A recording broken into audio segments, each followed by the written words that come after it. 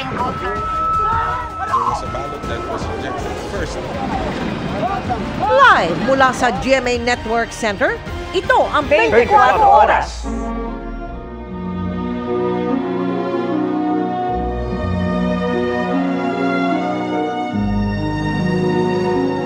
Magandang gabi po, Luzon, Visayas at Mindanao. Mahigit 7 oras na lang at tuluyan ang isasara ang kabaong ni Pope Francis, hudyat ng pagtatapos ng public viewing sa kanyang mga labi. Kaya naman lalong buhos ang mga nakikiramay sa St. Peter's Basilica. Halos 130,000 tao na yan mula ng unang araw ng viewing at nadaragdagan pa sa mga oras na ito. At hindi lang dito sa Vatican ang paghahanda para sa libing bukas, kundi maging sa Basilica of St. Mary Major, kung saan nanguna sa panalangin si Luis Antonio Cardinal Tagle.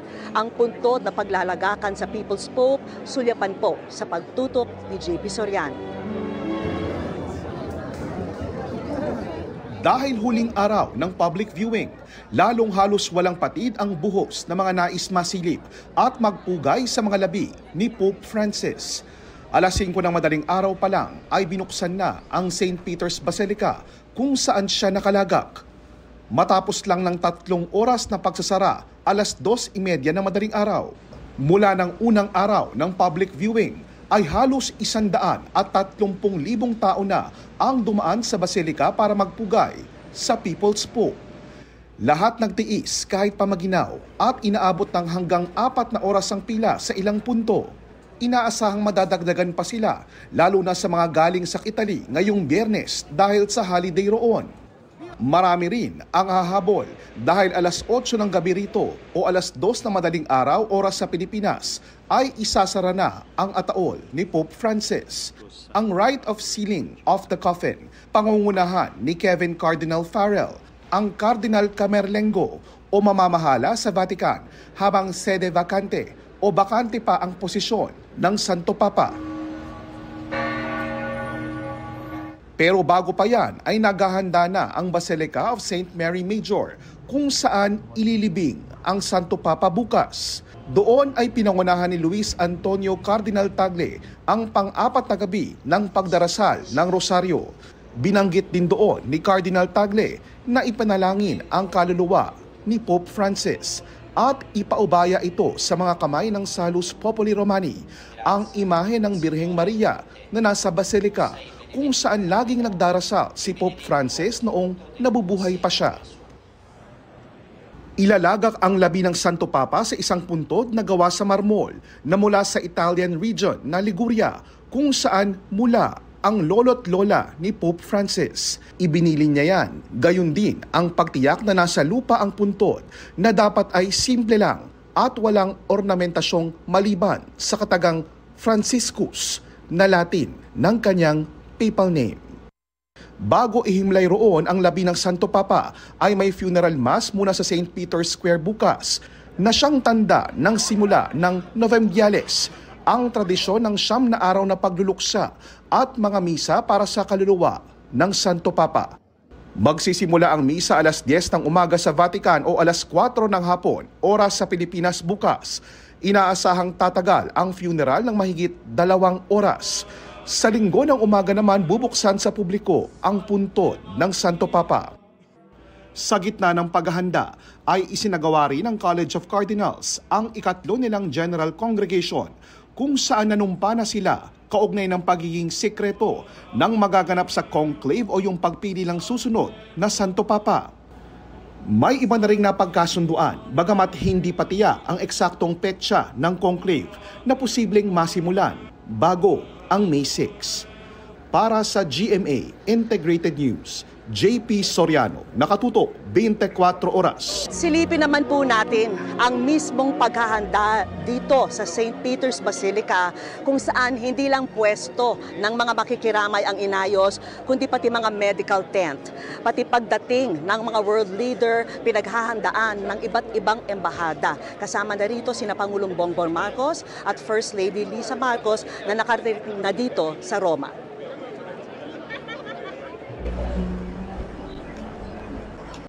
Dito sa harap ng St. Peter's Basilica, puspusa na ang paghahanda para sa funeral mass ni Pope Francis na dadaluhan ng daang-daang world leader. Nandito po tayo ngayon sa St. Peter's Square at sa isang kanto nitong plaza, makikita natin itong scaffolding na itinayo para sa mga miyembro ng media na magko-cover sa funeral mass ni Pope Francis. At eto naman sa isang kanto ng St. Peter's Square, itong area kung saan nagkumpul-kumpulan ang mga broadcast journalists mula sa iba't ibang panig ng mundo. At eto naman sa isang bahagi ng St. Peter's Square, makikita natin itong mga puting tent na ito. Ito yung mga medical tent. May mga paramedic dyan para magbigay ng paunang lunas sa mga nangangailangan nito. Binisita rin namin ang Philippine Embassy to the Vatican na ilang hakbang mula sa St. Peter's Basilica. Having met Cardinal Tagle several times here, I know that he is deeply saddened by the loss of Pope Francis, who I believe is not just a boss technically, but I guess a personal friend, somebody who I think medyo similar talaga yung kanilang mindset and approach. We share his sadness in the passing of a friend and a mentor. Ibinahagi sa amin ni Ambassador Myla Makahilig ang naging impact ng Santo Papa sa buhay niya. For me personally, of course, the most memorable will be the time that I presented my credentials to him as the Philippine Ambassador to the Holy See. And this was in November of 2021. One thing for certain is you'd really feel that he's such a kindly gentleman, yung tunay na lolo. You know? That encounter in 2021 was a happy occasion for me personally. It's my first assignment as an ambassador. I had my family with me, and si Pope Francis was very kind and very generous in his time when we were presented to him. Maging ang ibang staff sa embassy, sobrang na-appreciate ang pakikipagkamay sa bawat isa sa kanila tuwing may diplomatic function sa Vatican. Sa ngayon, abala ang opisina nila sa paghahanda para sa pagdating ni Pangulong Bongbong Marcos at First Lady Lisa Marcos na kabilang sa mga leader na magbibigay pugay sa mahal na Santo Papa. Dito po naman sa atin, sa Pasig, nabulabog ang mga tao sa isang establishmento kasunod ng pagdampot ng mga armadong lalaki sa isang Chinese. Pero ang inakalang kidnapping, lehitimong operasyon pala ng immigration at ng militar. Ikinagulat yan ng PNP dahil wala umanong koordinasyon sa kanila. Ang sagot ng mga sangkot na ahensya sa pagtutok ni Marisol Abduraman. Nagsitakbo ang mga armadong lalaking ito papasok sa isang establishmento sa San Antonio, Pasig City kagabi. Habang naka-full battle gear ay nagpaputok ang mga ito. Maya-maya pa, may isinakay na sila sa puting van. Dahil nabulabog ang mga tao sa lugar, napasugod ang mismong hepe ng NCRPO na si Police Major General Anthony Aberin. Nagulo po yung lugar po na yon na talagang ang pagkakaalam po ng marami ay talagang may kinidnap po. Iniwan pa nila yung escalade na Alam mo yung pagkakuha ng tao, iwan yung sakyan tapos takbo na sila. Pero napag-alamang, nag-operate lang pala sa lugar ang Bureau of Immigration at Intelligence Service ng Armed Forces of the Philippines o ISAF. Ang target, isang hinihinalang Chinese national. May mission order na issued by the BI. Yung mga violations ng yung alleged Chinese national doon ay mga falsifications, fraudulent representations, at saka dual citizenship. Ang masaklap po kasi nito is wala pong proper coordination na nangyari. And based on the records from the RTOC, ang nag-coordinate lang po is yung BID. Wala pong sinasabi doon na may kasama silang armed component coming from ISAF. Sabi ng Bureau of Immigration, May operasyon nga sila kasama ng AFP at NBI kung saan inaresto ang Chinese sa si Lu Changku na nagpapanggap daw na Pilipino at gumagamit pa ng Philippine passports at driver's license. Nakatangkap din ang Bureau ng ulat mula sa intelligence authorities na nagmamay-ari si Lu ng financial holding company na may 47 subsidiary at halos 100 real estate properties malapit sa anilay mga critical national infrastructure. Kaya banta sa national security. Nakatakdaan nilang kasuhan si Lu ng undesirability. Today, nagkaroon po ng coordination ang BI at saka NCRPO about it. Nakikita naman nila yung importance ng ginawa natin na paghuli doon sa isang illegal area na nagpapanggap na Pilipino na may mga concerns ang AFP na maaring may involvement sa espionage activities. Palaisipan sa mga pulis kung bakit nagpaputok ang mga taga-ISAF na nag-operate sa Pasig kagabi. What prompted them to fire those shots na sa tingin natin medyo marami. Naka-recover po yung soko po natin ng mahigit 28 cartridge po ng 5.56 mm rifle po. At nang matapos, hindi man lang din daw nagsabi sa mga pulis. Wala man lang nihoy na sinabi nila na ito legitimate operation ng ganito or dumaan man lang sana sila sa nearest police station para hindi po kami nababahala. It's a good thing na hindi na encounter ng SAF kasi immediately after the incident, nag-put up po tayo ng dragnet operation sa lahat ng mga choke points. At karon po ng misencounter, yun po yung iniwasan natin. Bagamat kinumpirma na raw ng ISAF sa kanila na nagkaroon ng legitimate operation, patuloy pa rin nila itong iniimbestigahan at maaari silang magsampa ng criminal charges sa kanilang partner agencies. Nasa custodial facility na ng BI ang target personality na kinuha kagabi. Sinusubukan pa ng GMA News na makuha ang pahayag ng ISAF tungkol dito. Para sa GMA Integrated News, Marisol Abduraman. Nakatuto, 24 oras.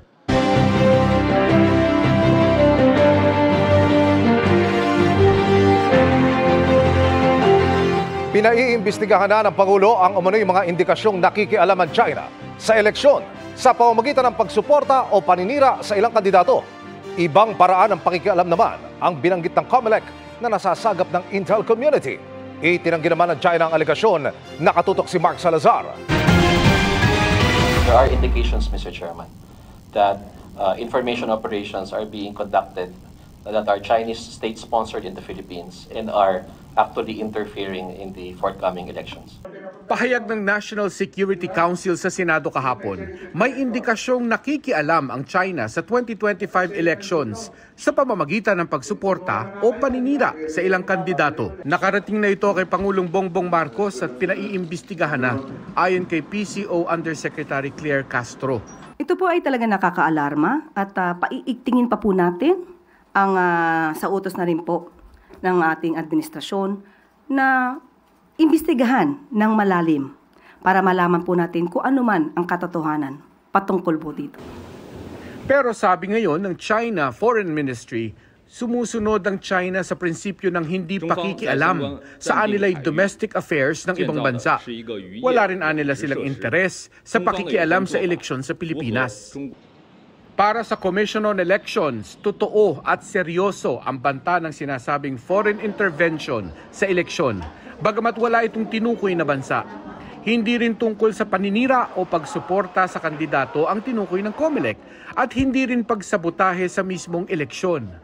Ang nasasagap-anya ng intelligence community na paggalaw ay pagsabotahe sa integridad ng resulta ng eleksyon. Yung ating intelligence community ay mga ilang linggo na kaming kinakausap. Kaya yung nabanggit kahapon ng ating Deputy Director General ng National Security Council, hindi po iba sa amin yon. Ngayon pa lang, sinasabi na dadayain ng halalan. Pag hindi ito yung expectation na lalabas na resulta, dinaya ang halalan. Binanggit din niya ng COMELEC chairman sa pagharap sa Association of World Election Bodies. According to our intelligence community, foreign intervention will be present this coming election. And because of that, we will be needing your guidance, your support. Kabilang din sa pag-uusapan kung paano hahabol sa teknolohiya ang mga election bodies para makalaban sa high-tech interventions. Isa dun sa mga nakadetalye ay yung mismo mga issue ng hacking. Pagdating naman sa misinformation at disinformation, aminado ang COMELEC na wala silang resources, pero may paraan para lumaban. Diba lagi natin sinasabi, dapat totoo. Para sa GMA Integrated News, Mark Salazar, nakatutok 24 oras. Tila may pahaging si Vice President Sara Duterte nang dumalo sa pagtitipon sa Maynila kahapon. Lahat sa buo. Tanggalin ko lang po yung seal ng aking opisina. Palitan natin ng seal ng Office of the President. Sinabi yan ng bise sa isang campaign rally sa Tondo kahapon. Tinanong siya roon kung hudyat ba ito sa kanyang pagtakbo sa eleksyon 2028. Matagal na rin tayo magkasama lahat. Matagal na rin ako nakikita ng sambayanan sa national stage. So, naiintindihan na nila kung ano yung joke at hindi joke. Sugatan ang mahigit 40 sakay ng isang pampaserong bus matapos bumangga sa isang arko sa La Union. Ang pagsagip sa kanila sa pagtutok ni Tina Panganiban Perez. Pahirapan ang pag-rescue sa mahigit 40 pasahero ng bus ng Scarlet J Transport na bumangga sa arko ng Barangay Libi sa Burgos, La Union. Ang driver at konduktor naipit sa unahan at nadaganan ng mga pasahero at upuan. 41 ang sugatan. Mula Baguio, bumabiyahe ang bus papuntang La Union nang mangyari ang disgrasya pasado alas 6 ng gabi kahapon. Doon sa banda na kaliwan doon, ganun tapos pabilis na pabilis yun. Naipit din ang pintuan ng bus kaya sa nabasag na bintana sa likod ng bus, lumabas ang mga pasahero. Isinugod sa iba't ibang ospital ang mga nasaktan. Base sa paunang investigasyon, posibleng nagka-mechanical failure ang bus kaya nag-overshoot o lumampas sa kurbada at sumalpok sa arko. Naglabas na ng show cause order ang LTFRB para pagpaliwanagin ang operator. And upon verifying the records of the bus, yung franchise nga nun is with us. So, sa may prangkisa. So kapag ka mechanical defect yan, talagang kapabayaan yan ng operator. The operator failed to exercise utmost due diligence to determine the roadworthiness of their units. Naglabas na rin ng show cause order ang LTFRB sa First Forwarders Co. Inc., ang kumpanyang may hawak ng prangkisa para sa truck na sangkot sa karambola sa Marikina nitong Miyerkules ng gabi. 3 ang patay, habang 10 naman ang sugatan sa insidente. Para sa GMA Integrated News, Tina Panganiban Perez, nakatutok 24 oras.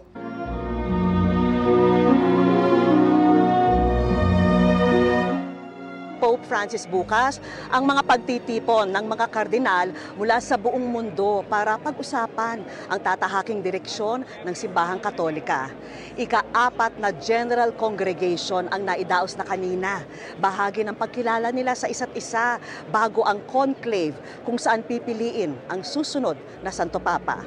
Ang proseso ng tradisyon na yan ng Simbahang Katolika sa pagtutok ni Maki Pulido. Sa araw ng libing ni Pope Francis bukas, sisimula ng opisyal na panahon ng pagluluksang tinatawag na Novemdiales, Latin para sa mga salitang 9 na araw. Magpupulong ang mga kardinal sa buong mundo sa Paul VI Hall sa Vatican City.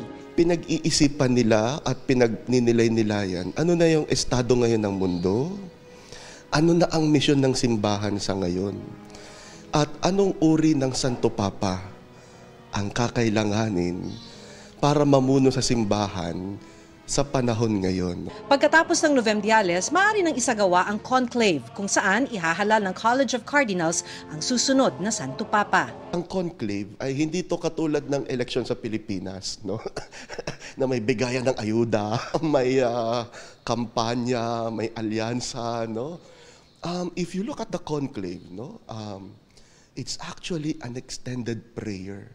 Hindi pa naitatakda ang petsa ng pagsisimula ng conclave pero maaari itong magsimula sa pagitan ng May 6 at May 12. Merong 252 cardinals sa ngayon pero 135 lamang ang maituturing na cardinal electors. Sila yung mga kardinal na wala pang edad 80 anyos. Ang salitang conclave hango sa Latin na cum clave o with a key sa Ingles. Dahil pagpasok ng mga kardinal sa Sistine Chapel, ikakandado ang pinto at hindi na sila magkakakontak sa labas. Sikreto rin ang magaganap na botohan. One of the first things na ginagawa ng mga kardinal is to make a vow of secrecy. So lahat ng mga lumalabas na balita under pain of papal punishment.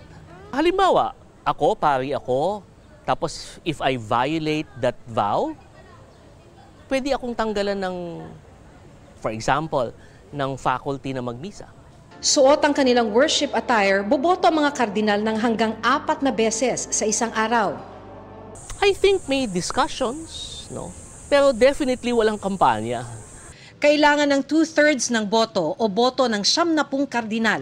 Isa-isa sila, they will go in front of the altar and then drop their ballot in a container, no? Pagkatapos, there are 3 cardinals who are assigned to scrutinize the votes. Babasahin ng pangatlo kung sino. Tinutuhog yung mga balota. After that, i-announce yung natali, yung balota ng bawat kardinal kung saan isinusulat nila yung pangalan ng binoto nila, binibilang, tapos sinusunog. Yung pinagsunugan nun, yun ang lumalabas na smoke dun sa chimney ng Sistine Chapel. Kung hindi naabot, itim na usok ang lalabas sa chimney ng Sistine Chapel at tuloy ang botohan. Kapag puti ang usok na lumabas, Annuncio vobis gaudium magnum, habemus papam. Ang ibig sabihin, habemus papam, Latin para sa we have a pope, at may napili ng bagong Santo Papa.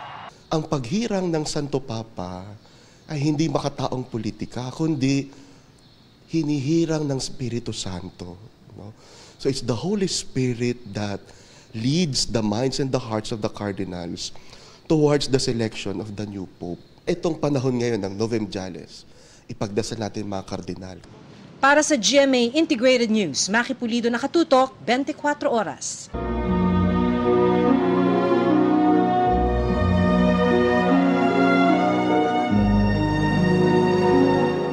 Mga kaso, bukod po sa libo-libong pilgrim at 50 world leaders na narito, sinabi ng Vatican na milyong-milyong iba pa ang sasaksi sa libing ni Pope Francis sa pamamagitan ng telebisyon sa buong mundo. Pero simula pa lang ito ng sunod-sunod na kasaysayang magaganap muli rito. Sa mga nakaraan, kabilang sa inabangan ang pagpapakilala sa bagong Santo Papa matapos ang conclave. Balikan po natin ang paghirang ni Pope Francis bilang Santo Papa noong 2013 na naging simula ng mga reforma sa simbahan ng tinaguriang People's Pope. Nakatutok si Darlene Kai. Ika-13 ng Marso taong 2013, kasunod ng pagbaba sa pwesto ni Pope Benedict XVI, inabangan ng buong mundo ang bagong mahahalal na pinuno ng simbahan ng mahigit 1 bilyong Katoliko. May mga nag-vigil sa St. Peter's Square. Ang kanilang paghihintay tumagal ng mahigit 1 araw. Nang muling lumabas ang puting usok sa chimenea ng makasaysayang Sistine Chapel, bumuhos ang emosyon at pagbubunyi.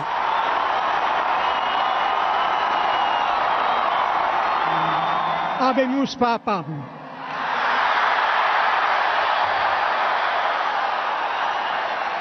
Nakilala ng buong mundo ang hinirang na ika-266 na Santo Papa, si Jorge Mario Bergoglio, o ang minahal nating si Pope Francis. Fratelli e sorelle, vi lascio grazie tante dell'accoglienza. Pregate per me. Si Pope Francis, bagamat itinuring na papabili noon o matunog na kardinal na posibleng maging Santo Papa, wala sa mga nangunguna sa listahan ng media outlets. Ang pagkakahalal sa kanya, naglatag ng maraming una sa kasaysayan. Si Pope Francis mula sa Argentina ang kauna-unahang Santo Papa mula sa Amerikas at kauna-unahan din mula sa Jesuit Order. Siya rin ang unang pumili sa pangalang Francis na halaw mula kay St. Francis of Assisi. Ang pagiging payak daw ng santo ang itinuturing na inspirasyon ni Pope Francis, bagay na napatunayan niya sa 12 taong pagsisilbi niya bilang Santo Papa. Pero higit sa pagiging payak, ang pagiging mapagkumbaba at progresibo ni Pope Francis ang naging tatak para ituring siyang the People's Pope.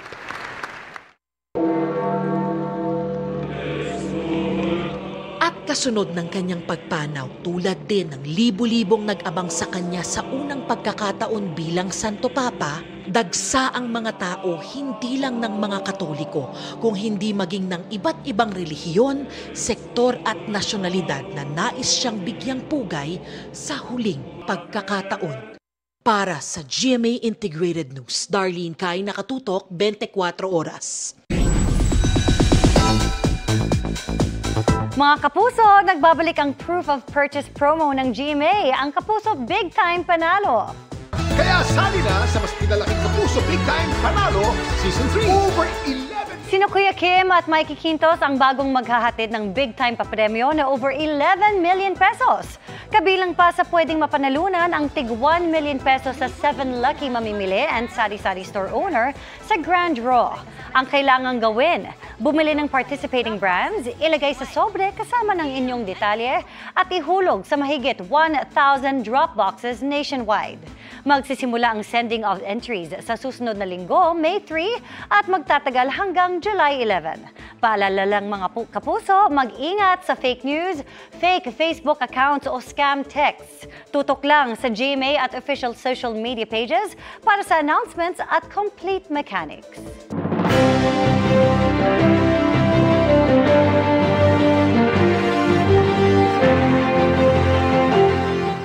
Naglatag ng mga kondisyon ng COMELEC para sa ibinigay nitong exemption sa ayuda ban sa Agriculture Department para sa proyektong 20 pesos kada kilong bigas. Naglabas din ang komisyon ng bagong listahan ng mga kandidatong pinagpapaliwanag dahil sa umano'y vote buying. Nakatutok si Sandra Aguinaldo. Dahil election period ngayon, humingi ng exemption ang Department of Agriculture sa COMELEC para sa pagpapatupad ng 20 pesos per kilo rice project sa ilang lugar sa bansa. Nagkakahalaga ang proyekto ng 5 billion pesos at ipatutupad ito hanggang 2028. Inaprubahan naman ito ng COMELEC sa ilang kondisyon. Kabilang dito ang hindi paggamit sa proyekto para maimpluwensyahan ang May 12 elections. Dapat ding walang politiko o kandidato na kasama sa pamamahagi nito. May sulat kamay ding idinagdag ang COMELEC chairman na dapat gawin sa public place ang pamamahagi at pwede dapat itong masaksihan ng media, civil society at iba pa. Dagdag pa ng COMELEC chairman, kailangan ding humingi ng COMELEC exemption ang local government na gagamit ng pondo para maibaba sa 20 pesos kada kilo ang bigas sa kanilang lugar. Hindi porket nabigyan namin ng exemption ang DA at National Food Authority ay automatically exempted ang LGU. Bakit? Kasi ibebenta po kasi yan ng mismong DA sa 33 pesos sa LGU. Hindi dapat po ihingi sa amin ng exemption. Binili rin nila ng 33 Therefore, isasubsidize nila yung 13 pesos. Sa puna ng grupong Bantay Bigas na posibleng konektado sa eleksyon ang pagbababa ng presyo ng bigas, sagot ng COMELEC, magkakaroon na ng formal na proceedings. Kung may magre-raise ng issue na yan ay form of vote buying, ako naman bilang initial na depensa ng komisyon, lahat din po ng ayuda form of vote buying. Pero hindi po tulong po yan sa ating mga kababayan Pero hindi pa pwedeng unli. Hindi pa pwedeng walang kondisyon. Hindi pa pwedeng walang limitation. Bukod dito, sinabi ng COMELEC na maging ilang local government unit ay nabigyan ng exemption na mamigay ng ayuda.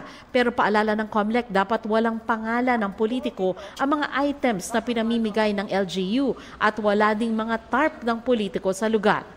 Inanunsyo rin ng COMELEC na bawal na ang membership card bilang election propaganda dahil pwede umanong maabuso ang paggamit nito at maging paraan para malusutan ng batas. Samantala, kasunod ng 19 na kandidatong inisyuhan ng show cause order ng COMELEC kahapon, ay muling naglabas ang COMELEC ng isa pang listahan ng mga bagong inisyuhan ng show cause order. 19 din sila at para rin sa posibleng vote buying o kaya'y pag-abuso ng state resources. Para sa GMA Integrated News, Sandra Aguinaldo, nakatutok, 24 oras. Itinanggi ni na Bulalakaw Oriental Mindoro Mayoral Candidate Ernilo Villas at Vice Mayoral Candidate Edna Cantos Villas ang aligasyong vote buying na nabanggit sa show cause order ng COMELEC laban sa kanila. Kabilang ang mag-asawang Villas sa mga pinagpapaliwanag ng COMELEC hinggil sa pamimigay umano ng 2,000 piso sa pinalalabas na bahagi ng work program ng DSWD. Anila, hindi totoo ang aligasyon at wala pa silang natatanggap na kopya ng show cause order mula sa COMELEC.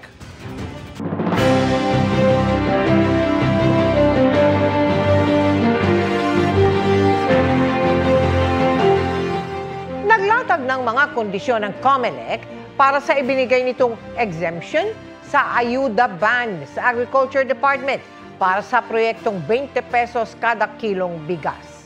Naglabas din ang komisyon ng bagong listahan ng mga kandidatong pinagpapaliwanag dahil sa umano'y vote buying.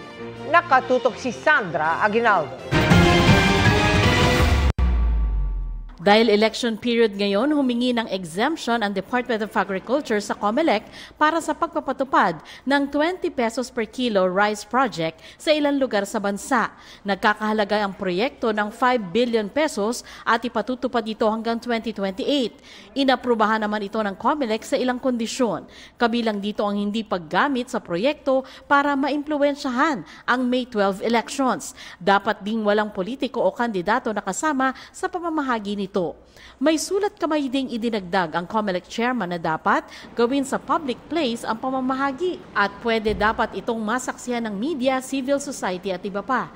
Dagdag pa ng COMELEC chairman, kailangan ding humingi ng COMELEC exemption ang local government na gagamit ng pondo para maibaba sa 20 pesos kada kilo ang bigas sa kanilang lugar. Hindi porket nabigyan namin ng exemption ang DA at National Food Authority ay automatically exempted ang LGU. Bakit? Kasi ibebenta po kasi yan ng mismong DA sa 33 pesos sa LGU. Hindi dapat po ihingi sa amin na exemption. Binili rin nila ng 33 Therefore, isasubsidize nila yung 13 pesos. Sa puna ng grupong Bantay Bigas na posibleng konektado sa eleksyon ang pagbababa ng presyo ng bigas, sagot ng COMELEC, magkakaroon na ng formal na proceedings. Kung may magre-raise ng issue na yan ay form of vote buying, ako naman bilang initial na depensa ng komisyon, lahat din po ng ayuda form of vote buying. Pero hindi po tulong po yan sa ating mga kababayan Pero hindi pa pwedeng unli. Hindi pa pwedeng walang kondisyon. Hindi pa pwedeng walang limitation. Bukod dito, sinabi ng COMELEC na maging ilang local government unit ay nabigyan ng exemption na mamigay ng ayuda. Pero paalala ng COMELEC, dapat walang pangalan ng politiko ang mga items na pinamimigay ng LGU at wala ding mga TARP ng politiko sa lugar. Inanunsyo rin ng COMELEC na bawal na ang membership card bilang election propaganda dahil pwede umanong maabuso ang paggamit nito at maging paraan para malusutan ang batas.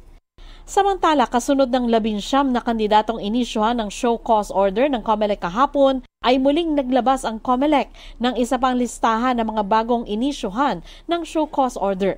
19 din sila at para rin sa posibleng vote buying o kaya'y pag-abuso ng state resources.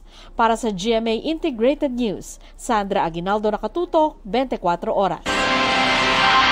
Itinanggi ni na Bulalakaw Oriental Mindoro Mayoral Candidate Ernilo Villas at Vice Mayoral Candidate Edna Cantos Villas ang aligasyong vote buying na nabanggit sa show cause order ng COMELEC laban sa kanila. Kabilang ang mag-asawang Villas sa mga pinagpapaliwanag ng COMELEC hinggil sa pamimigay umano ng 2,000 piso sa pinalalabas na bahagi ng work program ng DSWD. Anila, hindi totoo ang aligasyon at wala pa silang natatanggap na kopya ng show cause order mula sa COMELEC. Itinanggi ni na Bulalakaw Oriental Mindoro Mayoral Candidate Ernilo Villas at Vice Mayoral Candidate Edna Cantos Villas ang aligasyong vote buying na nabanggit sa show cause order ng COMELEC laban sa kanila. Kabilang ang mag-asawang Villas sa mga pinagpapaliwanag ng COMELEC hinggil sa pamimigay umano ng 2,000 piso sa pinalalabas na bahagi ng work program ng DSWD. Anila, hindi totoo ang alegasyon at wala pa silang natatanggap na kopya ng show cause order mula sa COMELEC. Pinatanggal sa pwesto ni Pangulong Bongbong Marcos ang prinsipal ng isang paaralan sa Antique na nagpatanggal sa toga ng ilang graduate. Pero ayon sa palasyo, hindi naman tinanggalan ng lisensya ang guro at pwede pa rin magturo sa mga pampublikong paaralan. Sabi naman ng DepEd, titignan pa rin ang kanyang magiging pag-uugali. Wala pang detalye kung sasampahan ng reklamo ang principal kaugnay ng insidente. Paggamit naman ng mga armas gaya ng 50 caliber machine gun ng Philippine Navy, ang sanib puwersang pinagsanayan ng mga sundalo ng Pilipinas at Amerika para sa gunnery exercises na bahagi ng Multilateral Maritime Event sa Balikatan 2025. Nakatutok si Chino Gaston. Alas 8 ng umaga nagtagpo ang BRP Ramon Alcaraz, BRP Apolinario Mabini at USLSD Destroyer na Comstock sa karagatan ng North Luzon. Maya-maya pa, dumating na rin ang BRP Gabriela Silang ng Philippine Coast Guard. Pasado 1:00 ng hapon, dumating naman ang Littoral Combat Ship Savannah ng US Navy. Nakakaiba ang itsura dahil sa patulis at makantong hugis nito. Dito na nagsimula ang gunnery exercises na bahagi ng Multilateral Maritime Event ng Balikatan 2025 Joint Military Exercises.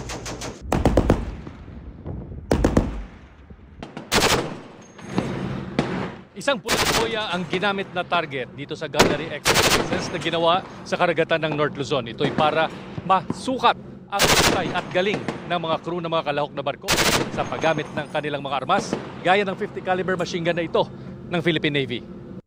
Magkakasunod na pinaputukan ng mga kalahok na barko ang target na nakadisenyong hindi lumubog kaagad kahit tadtarin pa ng bala. Sa may bandang Ilocos Norte din namataan ngayong linggo ang isang surveillance ship ng Chinese Navy habang nakita rin dumaraan sa may Batanes ang Chinese aircraft carrier Shandong. Pero hindi raw maapektuhan ng mga barko ng China ang ginagawang pagsasanay. The Multilateral Maritime Event aims to enhance our interoperability and cooperation with our allies. Sa gunnery exercises natin, this aim to enhance the capability of our personnel. Yung po namang replenishment at sea, napaka-importante po nito para ma-extend po natin yung endurance ng ating barko. Para sa GMA Integrated News, Chino Gaston nakatutok, 24 oras. Ngayong eleksyon 2025, hinimay at pinakinggan ng GMA Integrated News ang mga hinaing at hiling ng mga ordinaryong Pilipino. Ang kanilang mga sinabing sana sa eleksyon ay mabigyang pansin ng mga susunod na lider ng bayan sa pagtutok ni Rafi Tima. Ngayong eleksyon 2025, anong sana mo para sa Pilipinas? Yan ang tanong ng GMA Integrated News sa pagsilip sa mga hinaing at adhikain ng mga ordinaryong Pilipino mula sa iba't ibang bahagi ng bansa. Sa two-part documentary special na Biyaheng Totoo, sana sa eleksyon 2025, sa unang yugto ng Biyaheng Totoo na mapapanood na ngayong Sabado ng gabi, samahan si Sandra Aguinaldo sa pagsilip sa isyu ng kahirapan, kalusugan at kagutuman sa mata ng isang inang ni hindi mapatingin ang anak na may iniindang malubhang sakit. Sobrang saya siya, ma'am. Magsisor siya. Pag umiyak siya, nagsisor din siya. Kahit nung palalaw, umihingal. Si Joseph Morong naman ang tumutok sa mga isyong kinakaharap ng edukasyon sa bansa at bumisita sa isang eskwelahan sa tuktok ng bundok kung saan 6 na estudyante lang ang graduate. Siguro po may konting inggit. Parang gusto ko rin po sanang ma-experience din. Hosted by Vicky Morales, abangan ang Biyaheng Totoo sana sa eleksyon 2025 ngayong Sabado, April 26 at May 3, 9:30 p.m. sa GMA at live streaming sa social media platforms ng GMA Integrated News. Para sa GMA Integrated News, Rafi Tima nakatutok, 24 oras. Confidence and a positive outlook in life. Yan ang sikreto ni Kylene Alcantara for a glowing look sa kabila ng personal struggles. Busy si Kylene sa kanyang upcoming series na Beauty Empire kung saan ilang eksena ang kukunan sa Korea. Makichika kay Lars Santiago. Glowing and looking good si Kylene Alcantara sa pagdalo niya sa K-Beauty event bilang honorary ambassador for Korean tourism to the Philippines. Nakasama niya rito sina Tourism Secretary Christina Frasco at Korean Ambassador to the Philippines Lee Sang-hwa. Para kay Kylene, she is glowing from within dahil confident at positive lang ang kanyang outlook in life. I'm always like that.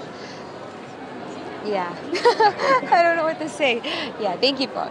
Bagamat hindi nawawala ang bumps in life, nananatiling matatag si Kylene. Walang direktang pahayag sa status ng kanyang love life. Pero recently, usap-usapan online ang pag-unfollow sa isa't isa ni Kylene at boyfriend na si Kobe Paras on Instagram. Deleted na rin ang photos ng dalawa sa kani-kanilang feed. Kaya hinala ng ilan, break na ang dalawa. November 2024 nang kumpirmahin ni Kobe na nagde-date sila ni Kylene. As long as, you know, I know that my intentions are clear, pure, siguro hindi na din po ako kaya hindi siguro ako na-apektuhan because I know that my intentions are pure. Mas gusto ni Kylene na ibuhos ang kanyang panahon sa trabaho, lalo't nagsimula na silang mag-taping ng bagong GMA, Creation at View Philippines series na Beauty Empire. Kasama niya rito sina Barbie Forteza, Rufa Gutierrez, Sam Concepcion, Gloria Diaz at Korean actor Choi Bo-min. Napakasaya po ng taping namin sa Beauty Empire dahil lahat kami nagiging close na. Well, kami kasi naman ni Barbie, close na po talaga kami ever since. At like ko sinasabi sa kanya na pangarap ko talaga siyang makatrabaho and finally, so gagalingan ko to. Dahil 4 silang babae na bumibida sa serye at 2 ay beauty queen, ang madalas raw nilang mapag-usapan sa set. Makeup po. Because ako kasi sa set, I do my own makeup po.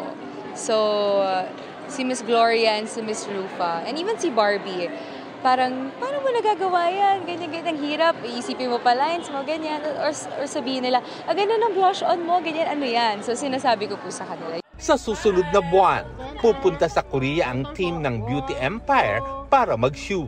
Ang dami na namin plano ni Barbie. Plano namin mag-samgyup, plano niyang tumakbo, baka samahan ko lang siya. Lakad lang ako. Lars Santiago, updated sa Showbiz Happenings. And that ends our week-long chikahan. Ako po si Iya Arellano. Happy weekend mga kapuso! Miss Mel, Miss Vicky, Emil.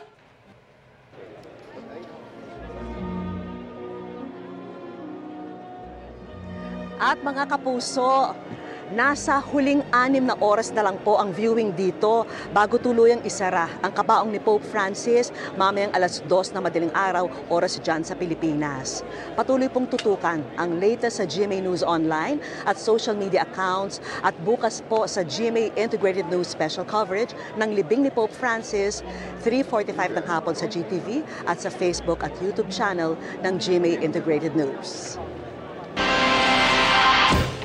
Yan ang mga balita ngayong Biyernes. Ako po si Mel Tiangco.